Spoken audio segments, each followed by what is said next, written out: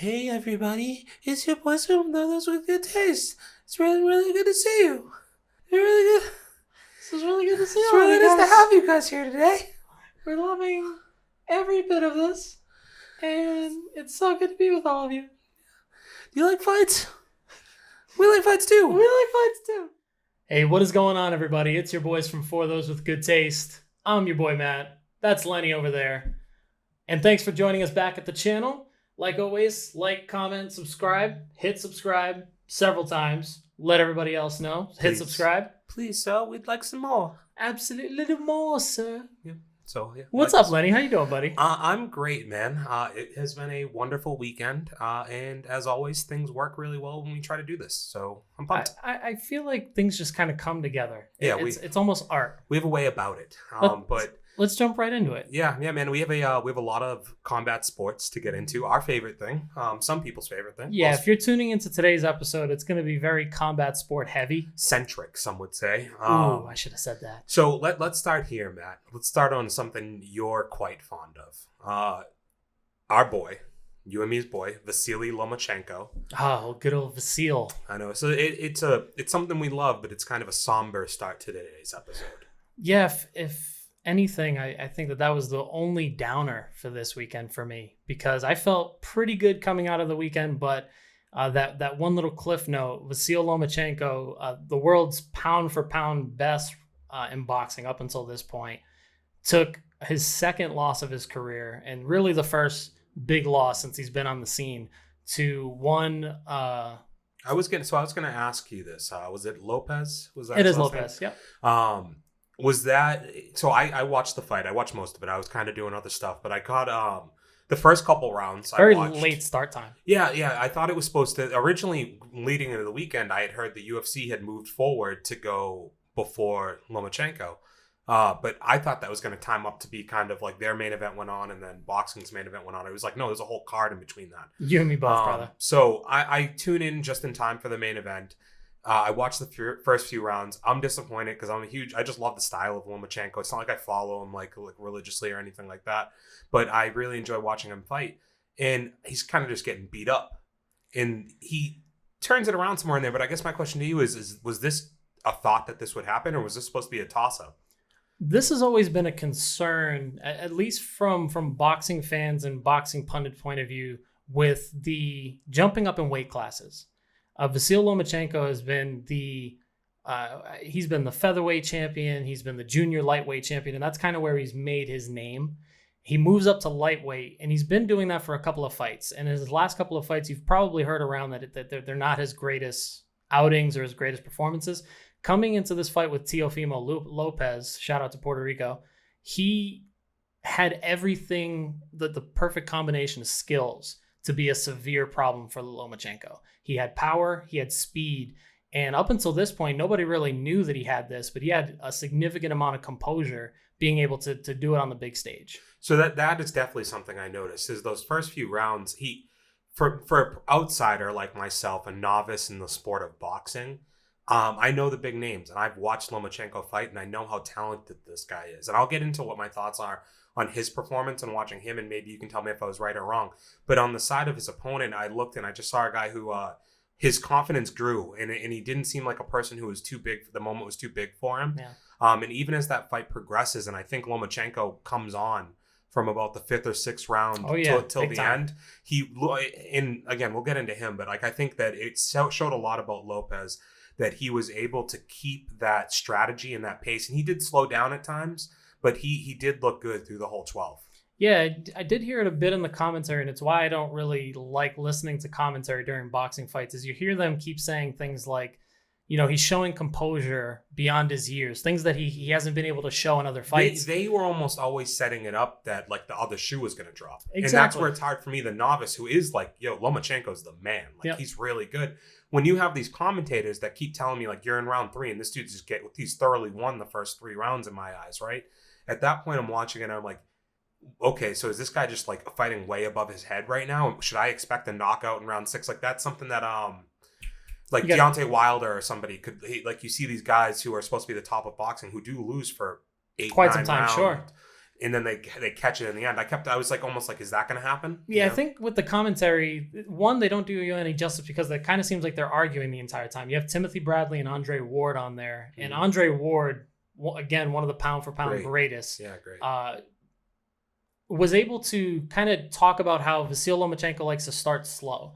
But one of the things that they didn't really adhere to until about the 4th or 5th round was that Lomachenko didn't know that he had to deal with the speed of Teofimo Lopez. He just assumed going up in weight, he'd be the faster guy. I'm going to be the faster guy. I'm going to be able to move and be able to put his body where I need it to be. And that's been Vasyl's bread and butter up until this point. Yeah. So like, let's a couple minutes before we round out on boxing. Lomachenko, to me, is a guy who's built most of his run on great movement, being kind of a unique style for boxing.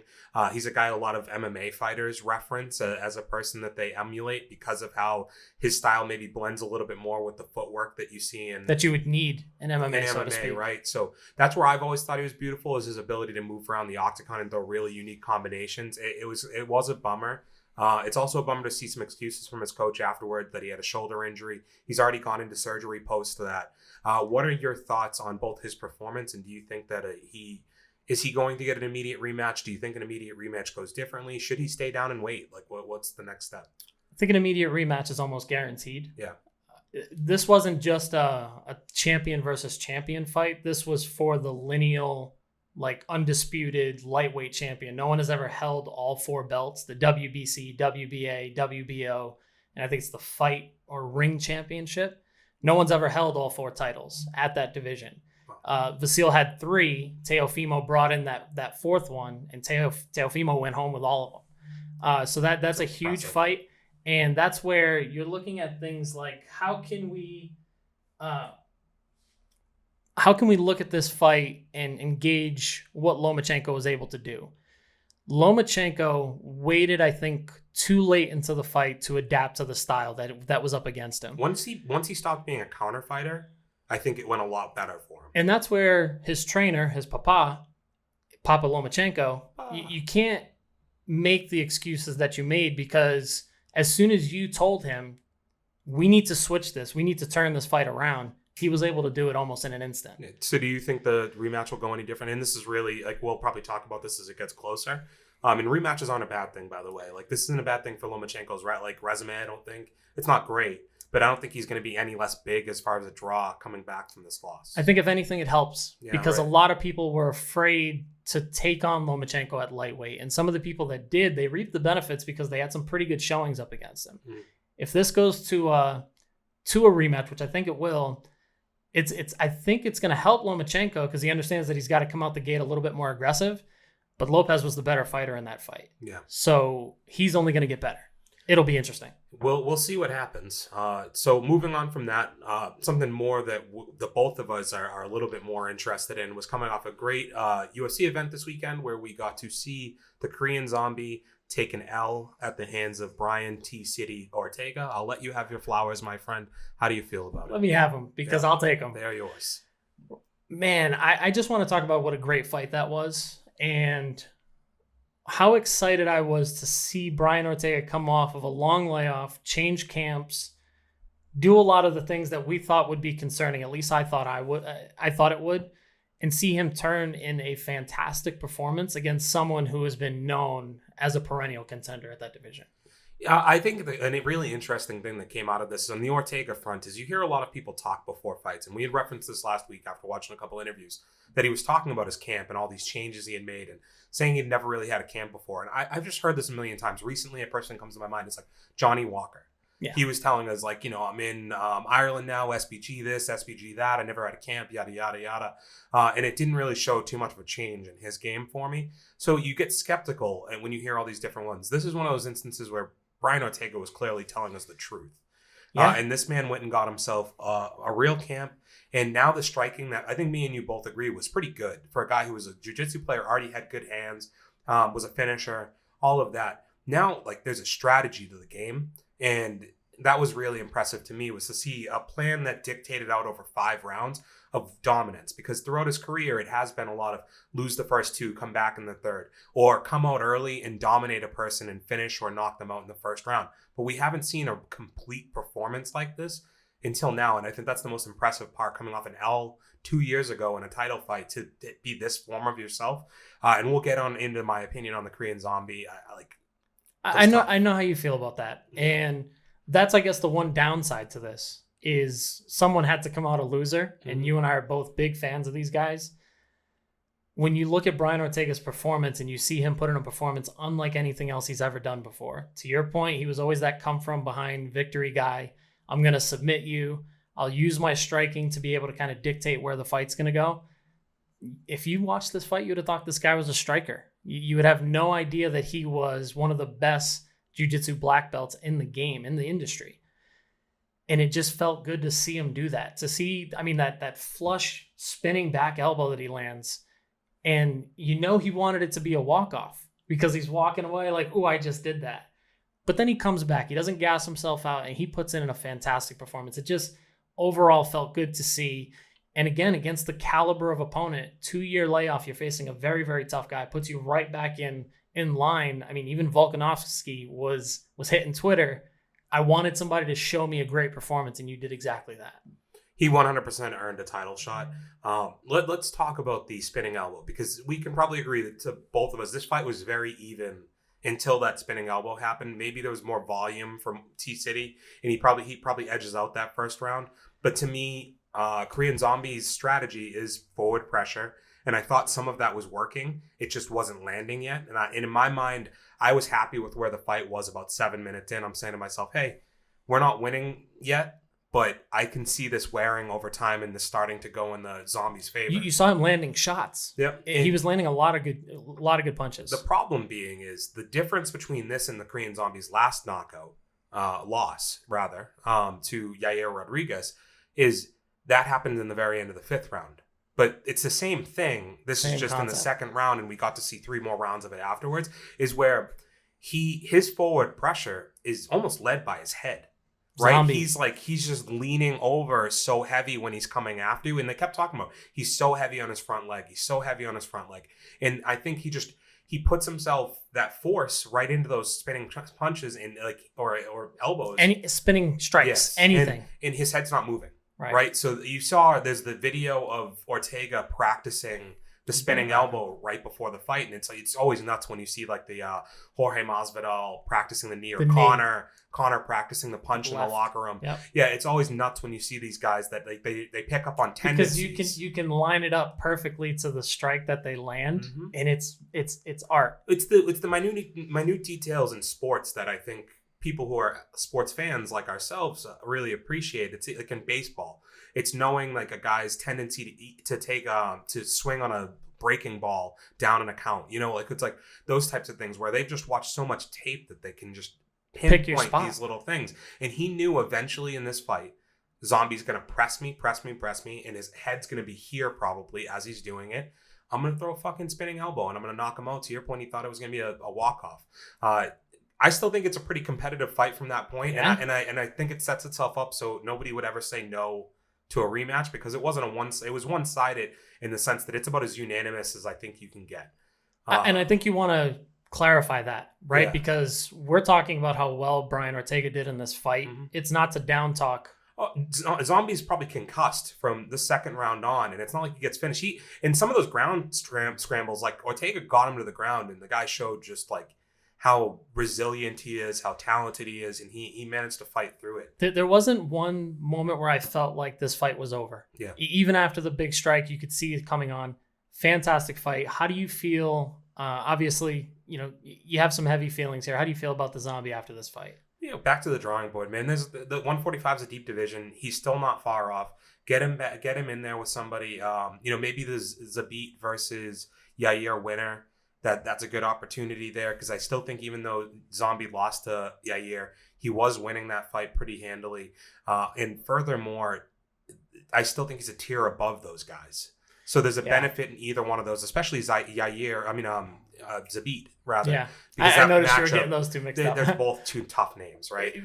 Tough names, similar styles, right? A little crazy, yeah. Right. So we'll see. I'm really looking forward to the featherweight title fight now, though. I think this is the best matchup that we could have gotten. I love Korean Zombie, but in terms of a threat to Volkanovski, The game of Ortega is going to present certain challenges to everybody in that division that they really have to address, and that's obviously the ground game. And if he keeps working that takedown, it's going to be dangerous because you can't stand with him and you can't go to the ground with him. What the fuck are you going to do? What are you going to do? Yeah. And I love the fact that you said that there's tiers, because we're about to get to this in just a minute, but it's always great when you see those levels kind of match up and you kind of see one guy just clear cut himself a tier above. And I think we saw that with Brian Ortega. Well, and you said we'll get into it. Let's get into it. Like there's levels to this shit, right? And Absolutely. like we're talking about if you can't fight here or you can't fight there. We're getting into a matchup this upcoming weekend, and what we wanted to talk about here today, right? I'm getting goosebumps then. Is UFC 254, Khabib Nurmagomedov.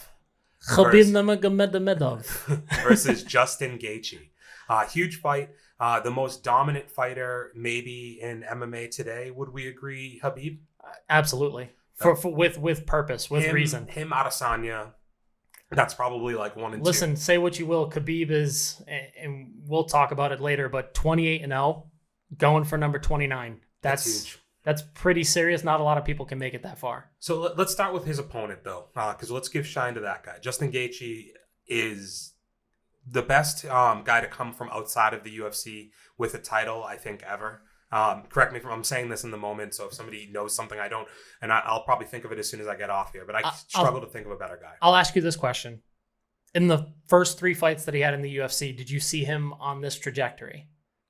I think there was always a thought of it being possible, but he was so reckless that there was always going to be a level to what he was able to achieve. In the moment, just to put one caveat, the most dominant is probably Cyborg. Let's just put that there. Okay. I think she's probably the most dominant to come from somewhere else. Maybe you say Ronda Rousey because she was Strikeforce, but I kind of lump them in the same, right? Yeah. Where this is a guy who came from World Series of Fighting, outside of the UFC, not fighting the caliber of fighters that we have now, to what he's done in the UFC, not losing since 2018. So a couple years undefeated right now against top tier opponents. He's great, man. Justin Gaethje threw a wrench into a very big machine, and he wasn't the only wrench. No. If we talk There's about been wrenches left and right. Let's talk about him, because UFC 254 is a culmination of a couple of different things. It's a culmination of us not necessarily being deprived, but not being able to witness what we thought was going to be the fight of the division at 155 was Tony Ferguson, El Kukui against Khabib Nurmagomedov. Thanks, COVID. Let's talk about like wrenches. I mean, like that fight, it's kind of amazing how we get here, right? And you know, let's project out, right? Hypothetical. This fight is a culmination of them trying to book Khabib versus Tony Ferguson 4 times. Between sunglasses and tripping and ACLs. Yeah, just everything under the sun, weight issues, who knows? Like all this stuff that's happened. Tiramisu, I think, popped up at some point. That was one of the first ones. You end up getting, at the beginning of this whole pandemic, Justin Gaethje is essentially the man who ushers us into live sports in the pandemic era, right? They headlined the first major sporting event to come about from anyone, not hockey, not basketball, Talking not football. Sports just entertainment. Sports in general. Justin Gaethje comes out and he headlines the first UFC card post-pandemic and dominates Tony Ferguson. He made someone come in and stop the fight, essentially, with Tony Ferguson. Against the guy. That doesn't happen. He hadn't lost since 2011, right? Like this guy, Tony Ferguson's just not fucking losing to people, and he gets trounced by this man. Brother, if you entered the octagon with Tony Ferguson, you weren't leaving looking the same. Nope. And now who did leave the same? Because Tony Ferguson, if you listen to Khabib, he doesn't think he's ever going to be the same. But what I want you to project out is if Khabib is going for 29-0, and we'll talk about legacy in a few minutes. But think about this. Like, this guy steps in at the beginning of a fucking pandemic and upsets the clear-cut #1 contender, beats his ass. And imagine if he comes in and throws a wrinkle in everybody's plan and he knocks out Khabib. Like, how much you're trying to make it to 30-0? Like, Khabib's been trying to fight Tony Ferguson and get that motherfucker out of here for years, and it's just Justin Gaethje comes along and beats you. Like, that's tough. I've seen a meme of Justin Gaethje, geeky glasses, weird tank top, and they're like, this is the guy that's going to beat the guy who wrestles bears? Yes, absolutely. I mean, there's definitely a chance. Yeah. This is the guy who is the biggest wrench in that machine Mhm. because he came in and not only fought Tony Ferguson to a fight that anybody could have foreseen, it was a fight that he absolutely dominated, and he dominated in a way that no one really expected. Everybody's waiting for Justin Gaethje to throw this first takedown. He hasn't done it yet. He dominates this Tony Ferguson fight in just sheer Tony Ferguson fashion. I mean, I promise you, he's probably not going to throw a takedown in this fight either. So, And that's where it keep gets holding your breath for that. And that's where it gets interesting because Khabib, we talked about Brian Ortega. You know, if you're going to take him down, what are you going to do? If you're going to stand with him, what are you going to do? Justin Gaethje's that guy because if he's in the stand-up game, there's very few people that can throw combinations and leg kicks the way that Justin Gaethje can. This is maybe a little bit more of a traditional wrestler versus grappler, and it's never to say that Khabib can't strike and that Gaethje can't grapple, but it's the way that they prefer to fight. Sure. And we'll see. You know, a lot of it's going to come back to what is Gaethje's wrestling going to look like against Khabib.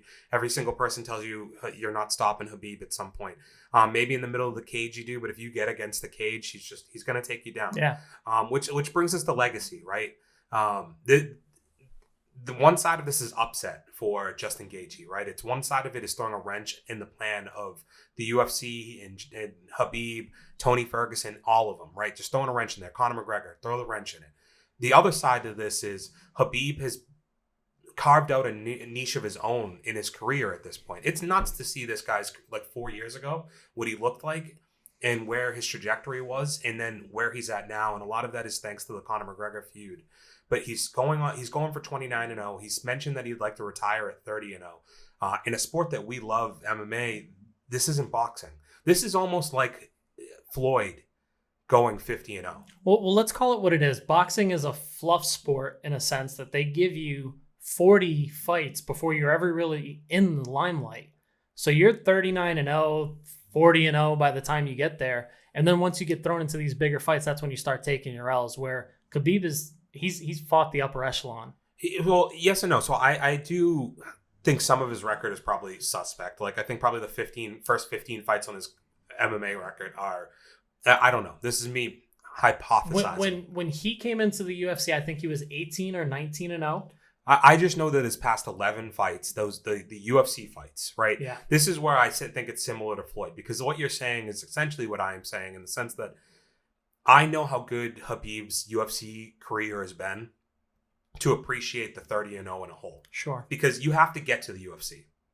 So there's a lot of guys who go 15-0, Matt. Yep. Right? Like we just had Dominic Reyes fight with he was what? Until John Jones, he was probably like 18-0. Yeah, I think it was 14-0. You know, like this is just not that uncommon of a thing. Izzy versus Paulo Costa, both undefeated. 20-0 is not that uncommon. I was kind of flinching and wincing because I thought you were going to bring up Johnny Walker. And that didn't come up. That's okay. 16-0, and then ended up going. That's just not that crazy, right? Yeah. But it's getting to the UFC and rattling off 10 wins straight, and not just 10 wins straight, but 10 wins at championship level. You look at this guy's last 5 fights: Michael Johnson, Edson Barbosa, Al Iaquinta, Conor McGregor, Dustin Poirier. These are all experienced guys that have positive win-loss records in the UFC that have been around forever, and he's just burned through them with maybe having the toughest one on there. And when we get into our picks, I thought about this when I was reading this. Like, Al Iaquinta? Al Iaquinta is a little bit like Justin Gaethje.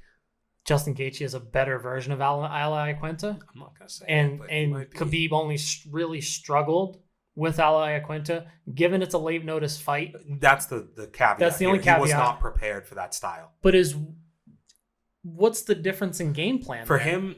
Because Khabib's going to do the same thing, and he was able to get those takedowns. But the looks that you're getting from the other guy, I think, are going to be difficult because Iaquinta is underrated for his boxing capability and his striking. Let's not get off onto an Al Iaquinta thing, but my point just being is that like he is our equivalent to boxing, right? He's our Floyd at this point. Maybe John Jones is our Floyd, but like it's debatable. It's tough to have that conversation with John. Yeah, there's too many things that go along. Too many controversies. Khabib, on the other hand, no controversies. No controversies. He jumped into the crowd, but Tiramisu maybe being his biggest controversy, and maybe him not taking certain fights seriously. But now we get the best version of Khabib coming off the loss of his father, unfortunately. There's a lot of things that go into this fight. So if we jump into our picks, what's some of the things that you're looking at, and which side are you leaning on right now? Well, let's just look at what I just was talking about there. I think it's pretty clear who we're probably both picking here, because I think it would be hard not to pick Khabib. Are you saying anybody. I wear my picks on my sleeves? I'm saying this one is so predictable. It's tough. And it's not predictable at the same time. I don't want to take anything away from the matchup, because I think it's not going to be easy. But you just look like you're trying to be like a counter picker if you're going for Gaethje a little bit to me. Right? Smart money is Khabib. The guy is as dominant as they come. But I do look at a matchup like Ally Quinta and I say, a guy who is able to protect himself on the wrestling, right? Fight intelligent, because I think that's what Quinta did really well in that fight, and he just wasn't able to be aggressive enough, but he was smart. I feel like he didn't have the skill set. Maybe not all the tools in the shed, so to speak. But Gaethje has shown, especially in that Ferguson fight, that ever since his loss to Dustin Poirier, he has become a more intelligent fighter as he's gone along here, and that's going to be the most telling point to me in this is has he figured out a way to get some power shots off in the first couple rounds to make Khabib maybe a little tentative to want to engage as quickly. I really think that Justin Gaethje, if he can show the level of poise and composure that he showed in the Tony Ferguson fight, I don't think we get that immediate aggression coming out of the gates. I do think he might want to set a tempo in the first 2 rounds. He has to put pressure on Khabib, but he has to be able to put pressure where he's not putting himself in a spot where Khabib's going to land the easy takedowns. And if this fight goes to the ground early, our questions are really going to kind of be answered right away. What does Justin's wrestling level look like? What is he going to be able to do once he does either get brought down to the ground, or maybe there's those weird scrambles? We haven't really seen Justin in those. It could get interesting. I want to see Justin Gaethje put out a fantastic performance. I would like to see him win this fight. If you want to play contrarian, is my pick to win this fight. But if betting money, if I had to bet the cow on it, I know what he's up against. This is a heart in your head type thing, because I'd be in the same boat. Like, I'm pulling for, I'm pulling for Gaethje. Along this way, though, I have started. Khabib lost his father. His father's dream is for him to go 30-0. Yeah. He talked about that. I would be sad for him to see him lose, this close to the passing of a person who's basically been his coach his whole career, not be able to fulfill the 30-0 thing. So I say my heart's with Gaethje, because I think that's just overall who my more preferential fighter is. But there are some storylines here for Khabib that you're like, hey man, like, it'd be nice to see you make it. Good guys, like, he is a good guy in MMA, and good guys don't typically have things always work out the way for them. So it'd be nice for a guy like him to have that work out. I think this is a great way for me to kind of put the feather in the cap for a previous statement where I said we talked about tiers in this sport. Khabib has always been, 2 or 3 tiers on this tiramisu cake above everybody else. Mm-hmm. And I'm wondering if this is going to be one of those instances where those 2 levels clash, and as soon as they clash, we see an instant bump up for one or the other. Do you think so? Justin Gaethje, a major part of his game is taking out the legs. Yeah. Do you think he's going to be able to do that in this fight? I don't think there's ever been a fight where Justin Gaethje hasn't been able to leg kick the crap out of somebody. There's interesting things here, right? Because Gaethje is very unique in the way that he throws his leg kicks. Exactly. He's not a guy who throws from traditional distance when he throws his leg kicks. He actually likes to throw from more of a clinch position. And he has to be inside, and he's not really throwing them to start a combination. The problem there, though, if you're that close to Khabib, I don't think you're getting the kickoff. It's an ipso facto issue.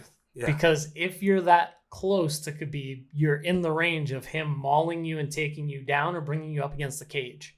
So now you're playing the game of, like, if you're getting that close to him, you need to land within the couple opportunities you get where you're not on your back. And I just don't see him being able to. You have to be perfect when you do that. And I don't know if he can do that. In order for Gaethje to win, he's going to have to primarily box, which he showed in the last fight. He's got some really good hook combinations, and they're pretty ferocious. Worked a really good jab in that fight too.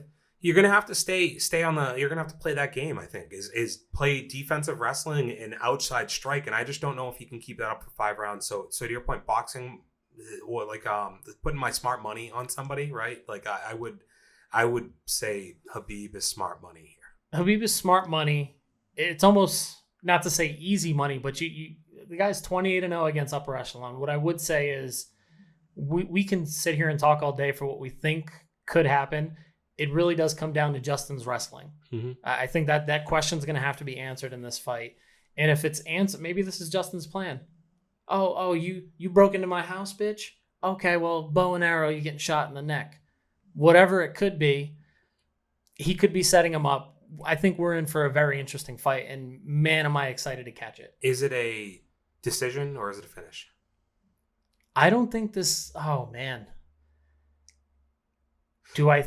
you stumped me here. Because, like, let's look at it. Conor and Dustin, right? Khabib's past two competitors. Like, Khabib for a long time was I think, considered more of a decision machine, right? But 3 of his last 5. Submission from Kimura against Michael Johnson. Conor, we all know, neck crank. Rear naked choke, whatever you want to call it. Rear naked choke against Dustin Poirier.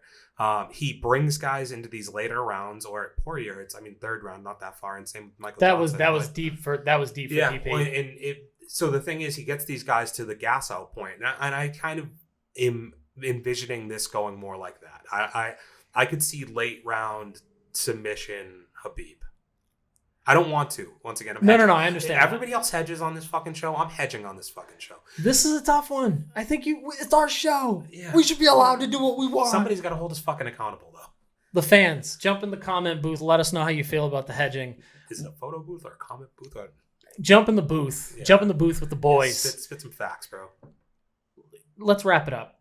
What I will say, Justin Gaethje has a lot of questions that he has to answer. There's a lot more pressure, I think, on him than there is on Khabib. I think Khabib goes into this knowing what his game plan is going to be, knowing exactly how he's going to implement that game plan. It's up to Justin to come away, show us that he can stand up to the grappling, pull off these amazing combinations. I have Justin Gaethje. If I have to choose, I'm losing money, possibly. I'm going to take Justin Gaethje, and I'm going to take it because Khabib would have to break Justin in order to finish him. I think he broke Dustin. I wouldn't say that he broke Conor, but he overcame Conor's grappling game. If I don't see him breaking Justin. So if he is going to win, I think it's a decision. Take that. That's my seal it with a bow. Khabib Nurmagomedov by decision. My heart says Justin Gaethje. In 4, maybe he comes away with a TKO. All right, hedge. We are very excited to see how this goes. I know I am. I know you are. Let us know what you guys' picks are out on the streets. Let us maybe know down below in this area in the chat, which is a little below what button, Matt? The subscribe button. Subscribe button. Please hit the subscribe button. Like it. Let us know what you think. We always appreciate some feedback.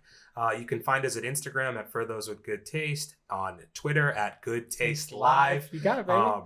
Also, one more shout out for us, and we'll get out of here.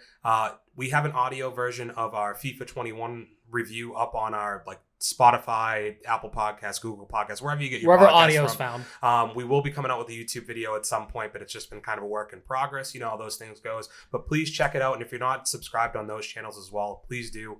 Until next week, hit us in the chat. Hit us in the chat, y'all. Y'all. We're out. Later.